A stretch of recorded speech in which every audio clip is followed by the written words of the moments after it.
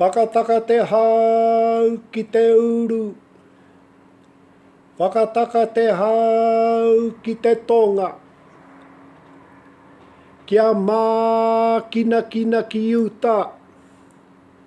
Kia mätaratara ki tai. Kia hiaki ana te atakura. He tio. He huka. He hauhuu. Tihei Mauri Ora. Mauri Ora Whänau.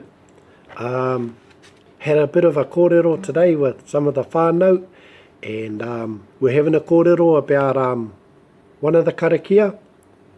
Well, we call it a Karakia, but one of the mihi ki te whenua and to the environment, and is the Karakia Whakataka te hau. Just quickly, we talked about, well, I tried to explain to the whānau, said, imagine the being part of the environment, that freshness of the wind. Well, we want that to abate, that wind. Whakataka te hau ki te uru. So in that sense, the whakataka to call for that wind to abate.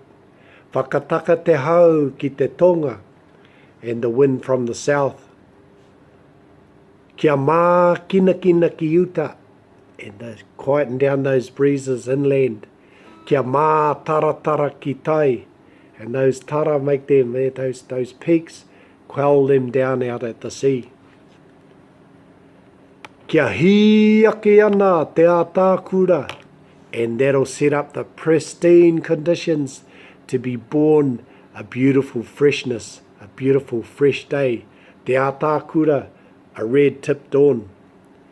With the sharpened deer, he tio, a bit of frost, he huka, and the promise of a glorious day, and the freshness of the hauhuu, a new hau, a hauhuu of ora and well-being. Tihei Mauri Ora. Cease the winds from the west, cease the winds from the south. Let the breezes blow over the land, let the breezes blow over the sea. Let the red-tipped dawn come with a sharpened ear, a touch of frost, and the promise of a glorious day. Sneeze, 'tis the breath of life. Mauri Ora whānau.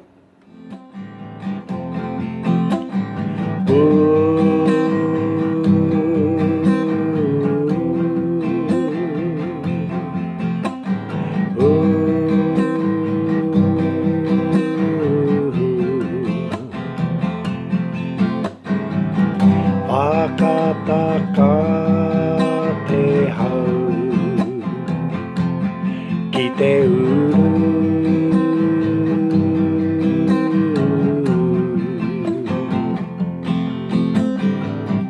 Whakataka te hau ki te tonga.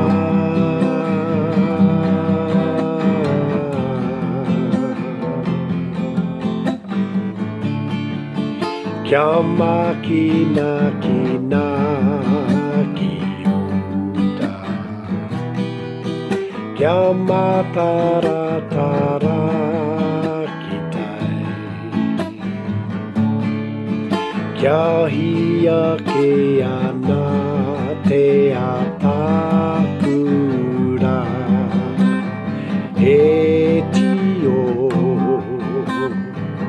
he huka, he hauhuu.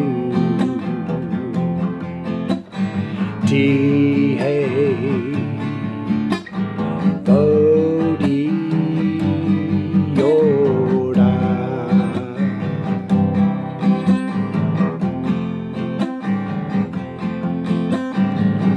Whakataka te hau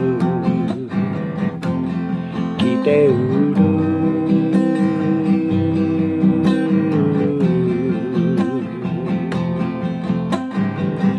Whakataka te tonga.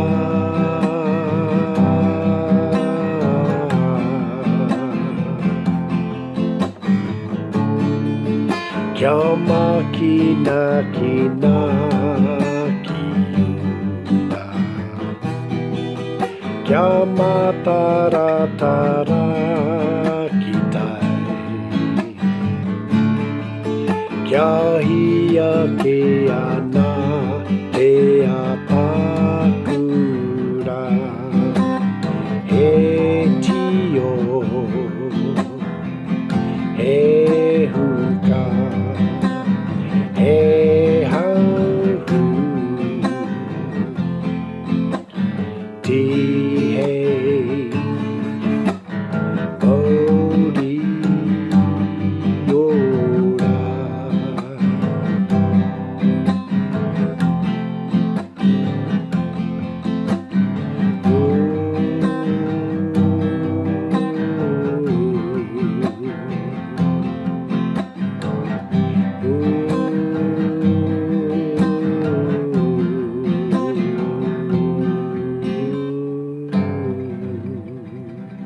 Whakataka te hau ki te uru, whakataka te hau ki te tonga.